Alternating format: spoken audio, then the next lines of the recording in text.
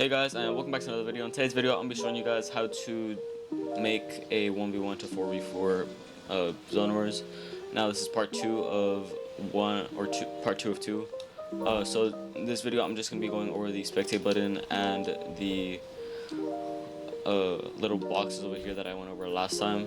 Now if you guys are new to this video, or you guys are questioning where is part 1, I will leave that down below in the description for you guys.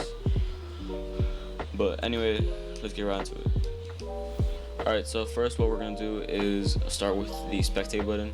So right here, what we're going to do is we're going to need a capture area. We're going to need a button, what's it called?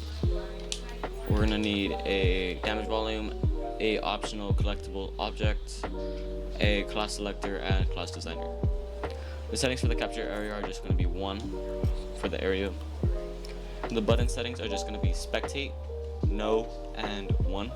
The collectible object are the only things going to be here are peel egg and respawn when receiving from the object collected. And then you guys are also going to have damage volume. The settings for this are going to be always 0.5 elimination, selected class is 16, enabled VFX is disabled, and the shape is a cylinder. The settings for the class selector here are going to be class to switch to is 16. The clear items on switch is class. Volume visible in game is off. Volume visible during game is off. Activation audio is off. Zone audio is off. For the class designer, these settings are going to be class identifier is 16. Spawn limit is 1, and I'm not sure if this was a bug or not, display empty autos. This, I'm pretty sure, was don't override, but yeah. Now the only settings you guys are really going to change are in button, on interact send events to the class selector 11. It should be around 11 for you guys as well, to change player to class, and on interact send events to damage volume to enable. And that's pretty much it for the spectate button. Now if we go over here to our little boxes that we had from last time, there are only going to be 4 things that you guys need. So right here, let me just delete this. The settings for here, you guys are just going to need a trigger, a primitive shape triangle, and a primitive shapes triangle and a billboard.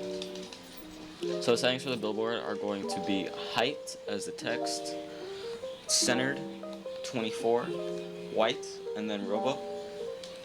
For the primitive angle, right solid planar 3, you guys can have this at white. Well, that's what I have it as.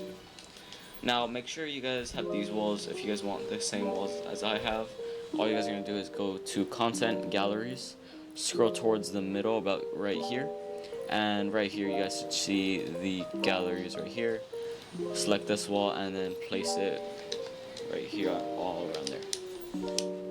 The settings for the trigger are also simple. So visible in game is off, triggered by damage is on, triggered by vehicle is off, triggered by sequencer is off, triggered by water off. Time scan trigger is 1, so that only 1 kid can be in each one. Trigger delay is set to 2.5. It doesn't have to be a delay. I just have a delay. The VFX and sound effects are off. And this is the most important. Receive damage when invisible. Take damage, because if this is off, then you will not be able to shoot this with your gun.